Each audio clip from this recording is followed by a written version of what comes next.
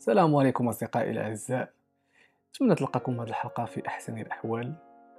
موضوعنا اليوم غادي نتكلم إن شاء الله على الدولة السلجوقية أو الأتراك في هذا الزمان اللي حنا فيه. فرجة ممتعة. في الدولة السلجوقية هما الأتراك في هذا الزمان هذا. فالقصة ديالها بدات مع واحد خونا كان سميتو سلجوق بن دقاق. هذا كان خدام عند أحد الملوك في تركيا، يعني في ذاك الزمان كانت سميتو بيغو. وهذا السلجوق هذا كان خدام عنده برتبة عسكري، يعني بحال غادي نقولوا دابا كولونيل جينيرال، يعني مرتبة كبيرة في ذاك الزمان. فكان الشعب والاتباع والناس اللي كانوا في ذاك الوقت كانوا كيحترموا هذا السلجوق اللي كان متواضع زعما وكان بخير. كانوا كيتصنتوا ليه، ما كيخالفوا لا اوامر ديالو ولا حتى شي حاجه.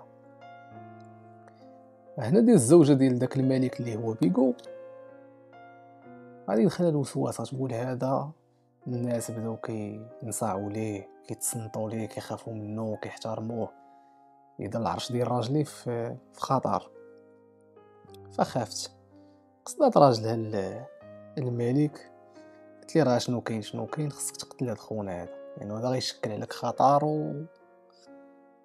وربما غطيح من العرش نتاعك. وفعلا داكشي اللي كان. خونا السلجوق ساق الخبر، جمع واحد العشيرة ديالو من الناس اللي قريباء ديالو والعائلة نتاعو، فهربوا مشاو بجنب واحد زعما دوك الدول الاسلاميه اللي كانوا في الجوار ديال ديك الوقيته. فملي مشاو تماك السلجوق سلم وبدا كيتحارب مع المسلمين اللي كانوا جيرانو في طبيعه الحال في ذاك الوقت ضد الكفار.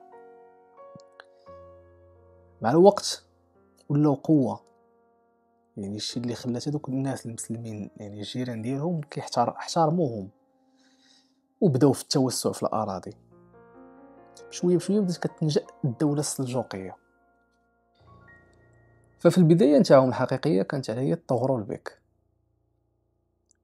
كان هو الحفيد ديال السلجوق بالضبط عام 429 هجريه، واحد المنطقه كان اسمها خراسان اللي هي ايران او الفرس.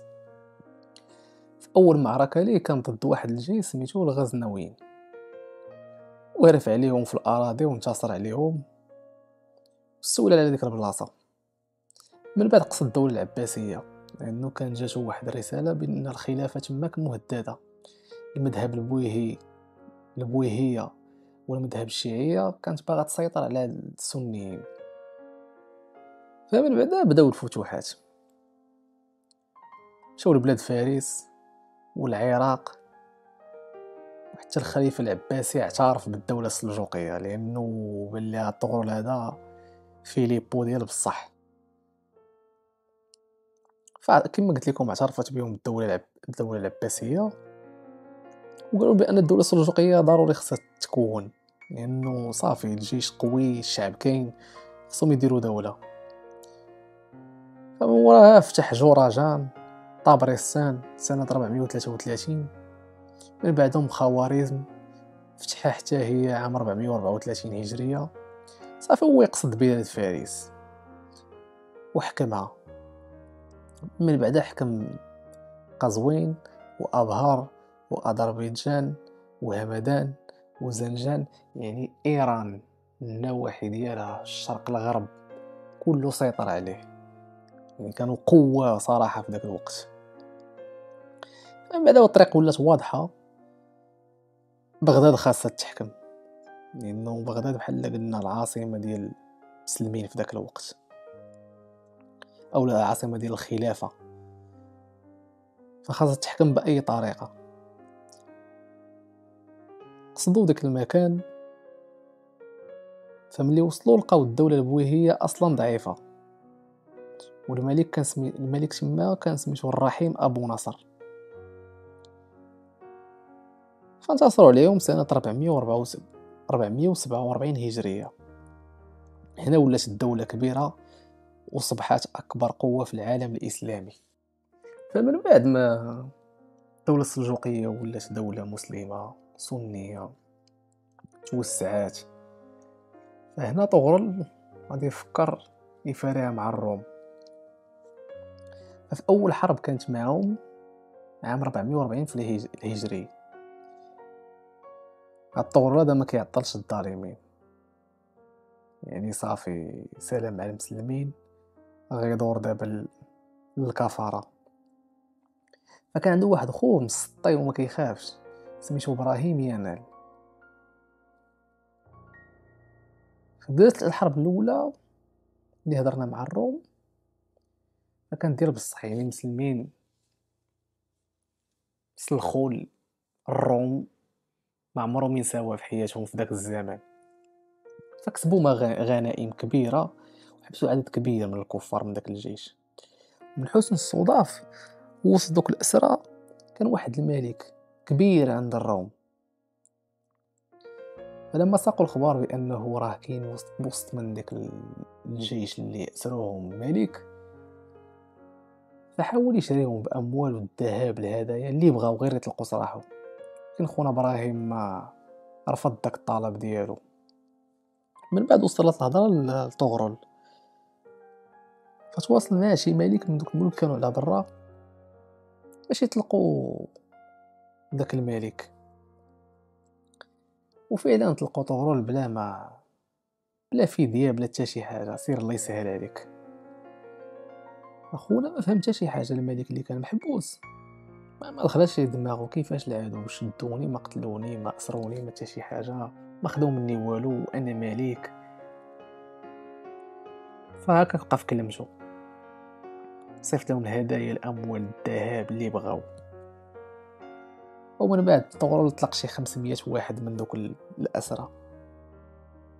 وفي هاد الانتصارات وهاد الفتوحات الاسلاميه وهذا،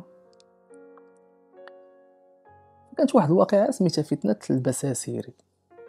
نقولوا مزيان على هاد البساسيري هادي. هذا كان واحد القيد من المقربين ديال الخليفه العباسي. غنرجعوا للعراق دابا. كان تاثر بالفكر الفاطمي الشيعي، فدار علاقات مع الفاطميين وعمل باش يقلب النظام الحكم في بغداد لصالح الدوله الفاطميه. فكيف قلت لكم عمل باش باي طريقه يطيح النظام الحكم في بغداد باش تحكم الدوله الفاطميه اللي هو تاثر بالمذهب ديالها الشيعي. فهنا الخليفه الفاطمي المستنصر بالله كان سميتو المستنصر بالله، عطاه الاموال العتاد السلاح. خونا البساسيري قصد العراق بجيش كبير. كيف كنقول لكم ديما اي دوله ناجحه كاين المتربصين. فخونا وهو في طريقه باش غادي يقصد الدوله العباسيه، بدا كيقنع دوك الخلفاء الامراء الخليفات اللي كاينين في الطريق، تيقنعهم باش ينضموا ليه ويكون جيش ويقصد الدوله العباسيه. فكان له ذلك، ومن حظه ربح السلاجقه في واحد المكان، لانه هو السلاجقه كانت دوله كبيره في واحد المنطقه من الدوله ديالهم، ربح عليهم. كان سميتها سنجار عام 448 هجريه. فاطمع اخونا فقصد موراها الموصل. كان فيها واحد الحاكم سميتو قريش بن بدران، كان امير الموصل، حتى هو فاز عليه. هادشي كامل اللي عملو البساسيري غير صالح الدولة الفاطمية. فأنا واحد الوزير من الدولة السلجوقية كان عميد الملك الكنداري، خونا خطير بزاف دماغ، فرش كشمل ديال دوك الأمراء كاملين اللي كانوا حاكمين العراق. فهنا البساسيري غادي يلوي عنقو، مشى دبر في العتاد عاوتاني والسلاح، هو يقصد الموصل رجع ليها عاوتاني وحكمها.